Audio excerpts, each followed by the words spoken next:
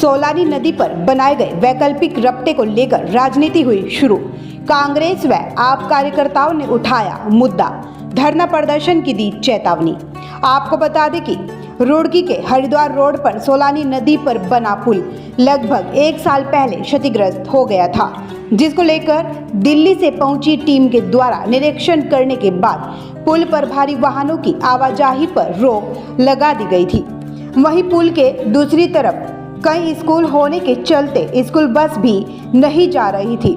साथ ही रोडवेज की बसें भी कई किलोमीटर लंबा चक्कर काट कर जा रही थी, जिसके चलते रुड़की विधायक प्रदीप बत्रा के प्रयासों से सोलानी पुल से पहले आदर्श नगर से होते हुए एक अस्थायी रपटे का निर्माण कराया गया, जो शनिदेव मंदिर पर निकलेगा, जिसे आवाजाही के लिए शुरू कर दिया गया है।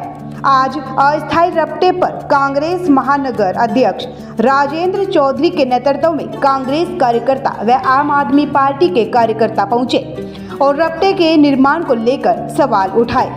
कांग्रेस महानगर अध्यक्ष राजेंद्र चौधरी ने कहा कि 1 साल बीत जाने के बाद भी पुल को लेकर मात्र औपचारिकता निभाई गई है, जो कि भाजपा सरकार की लापरवाही है।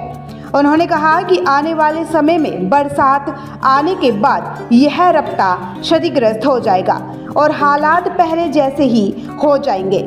उन्होंने कहा कि इस रास्ते पर स्कूल होने के साथ आबादी का क्षेत्र है, जिसके चलते कोई घटना भी घट सकती है।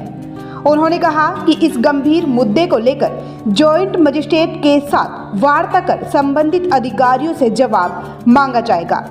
उन्होंने चेतावनी देते हुए कहा कि अगले 10 दिन में कोई समाधान नहीं निकला तो कांग्रेसी धरना प्रदर्शन भी करेंगे।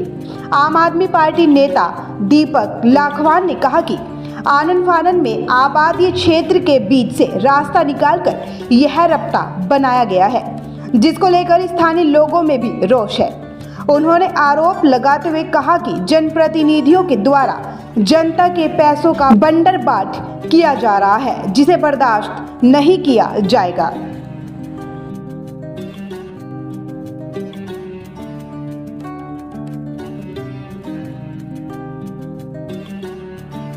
ये मुझे शायद ऐसा याद आ रहा है कि आपके माध्यम से ही ये जब पुल खराब हुआ पिछले साल तो ये आवाज़ उठाई गई थी। बहुत दुख की बात है कि 1 साल बीतने के बाद भी इन्होंने मात्र औपचारिकता की, एक ये रपटा बना दिया और 10-15 दिन में बारिश होगी इसका पता भी नहीं चलेगा। फिर क्या होगा? फिर उधर से जाएंगे लोग।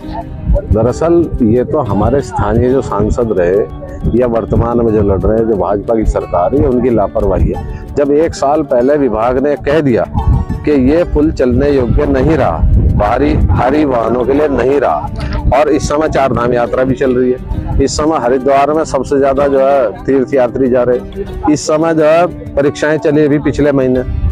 इस सड़क से 10-11 स्कूल कनेक्टेड है। जहां से रास्ता आ रहा है उस मोहल्ले में भी जो है 3-4 अच्छे स्कूल हैं। यहाँ कोई डिवाइडर की व्यवस्था नहीं है। ये ऊट पटांग इन्होंने बना दिया।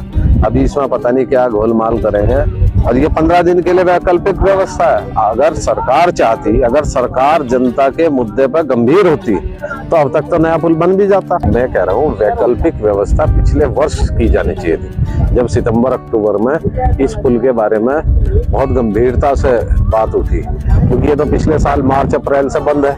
आप लोगों ने इस मुद्दे को उठाया था। आखिर 1 साल बीत गया, 1 साल में पुल पर निर्माण क्यों शुरू नहीं हुआ?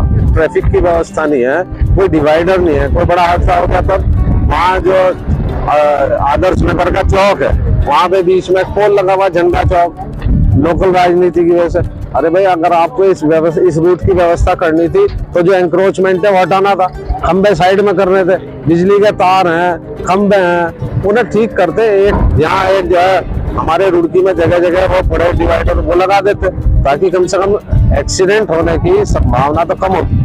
हम अभी जॉइंट मजिस्ट्रेट से बात कर रहे हैं और हम जो है एक मीटिंग बुलाएंगे। उसमें मीटिंग में हम जॉइंट साहब से रिक्वेस्ट करेंगे, डीएम साहब से भी रिक्वेस्ट करेंगे कि तमाम संबंधित विभाग के अधिकारी हमारा स्पष्टीकरण दें कि 1 साल के अंदर पुल क्यों नहीं बना और इसकी क्या स्ट्रेंथ है, इसकी क्या वो है, आयु क्या है इस रपटे की।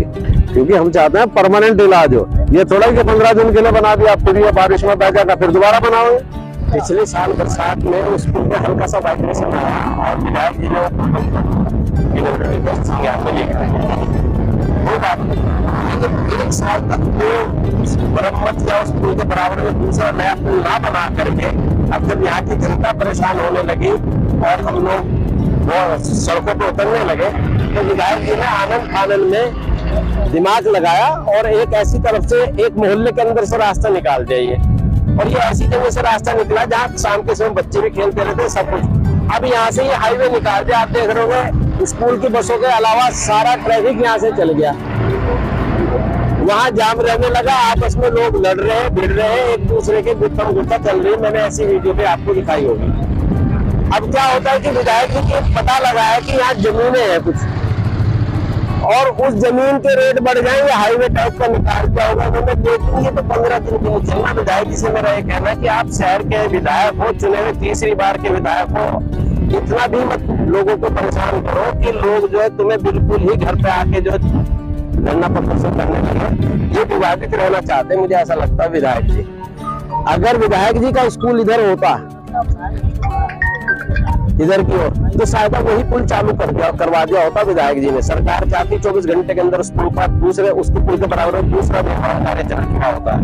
लेकिन विधायक जी को की जो मंशा है वो कुछ ऐसी लग रही है कि जैसे कि वो नहीं चाहते कि इधर के स्कूल चले। कह रहा जब उसमें हमारा काम बहुत कम पैसे में हो रहा था तो ये इतना बड़ा ड्रामा क्यों खेला विधायक जी ने, ये सोचने की विषय है। पैसा तो जनता का है ना, ये सारे काम इस देश के सही होने लगे अगर इस पैसे का जो नुकसान होता है वो विधायक की तनख्वाह से, विधायक निधि से भरपाई होने लगे, और जो अधिकारी इसमें लिप्त होते हैं काम कराने में उनकी तनख्वाह से अगर पैसा कटने लगे तो सारे काम सही हो जाएंगे।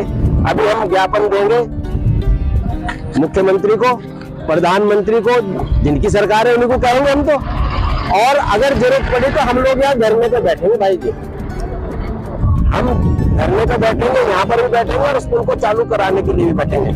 तो अभी तक की खास खबरों में बस इतना ही। बाकी की तमाम छोटी बड़ी खबरों से जुड़े रहने के लिए देखते रहिए हिंदुस्तान समाचार, क्योंकि सच देखता है हिंदुस्तान। देखते रहिए हिंदुस्तान समाचार, क्योंकि सच देखता है हिंदुस्तान।